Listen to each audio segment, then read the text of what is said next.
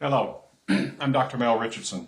I have more than 40 years experience caring for captive wild animals, including elephants. I've worked at AZA accredited institutions in Dallas, Texas, Seattle, Washington, and San Antonio, Texas. I've also had the good fortune to have worked at and to be affiliated with the people at the Performing Animal Welfare Society in Calaveras County in California. And it's exactly because of that combination of experience that ZooCheck asked me to come up to Toronto to speak to your executive committee, which I did. And at that meeting, I witnessed firsthand the misinformation coming from the zoo staff.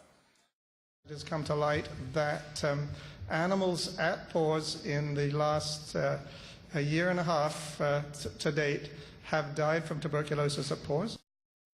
And I'd like to, if I can, correct some of that. There have been no elephants to die from tuberculosis or as a direct result of tuberculosis at the Performing Animal Welfare Society, because PAWS has a testing program and a quarantine program for tuberculosis.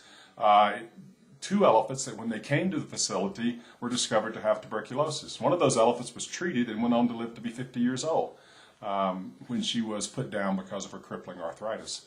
The other elephant, a young male, had only been there 2 years when he, because of arthritis, got down and could not get back up, and he was euthanized as well. Both of those elephants had been tested and were known to have had latent TB in their systems at the time. So it wasn't a surprise to find on autopsy evidence of that, because that is the case. Even in people that have had TB, you will show evidence of it when you die. If anyone does an autopsy on you, they'll find it. So to say that the elephants died from tuberculosis is just disingenuous. It's just not true. The elephants, veterinarians in zoos, in fact, the whole tuberculosis scare that's being proposed is a red herring. We, as veterinarians in zoos, we don't spend our time treating tuberculosis. We spend our time treating foot disease, such as your veterinarians now are treating in Aringa. Her foot disease. That's what kills elephants in zoos and in captivity, is crippling arthritis and foot disease, and they're euthanized because of it. PAWS has is actually licensed by the United States Department of Agriculture, and they test and quarantine for TB regularly. It's come to light recently that that is not common in AZA institutions. PAWS also is better than an AZA institution because of the space that they have. 647 times greater space than is required by the AZA regulations. They have a complex habitat. They can walk uphill and downhill, which gives them exercise. And exercise keeps their joints healthy and strong and keeps their muscles healthy and strong. And a healthy, fit, well-exercised elephant will live longer and live a happier life and have fewer problems.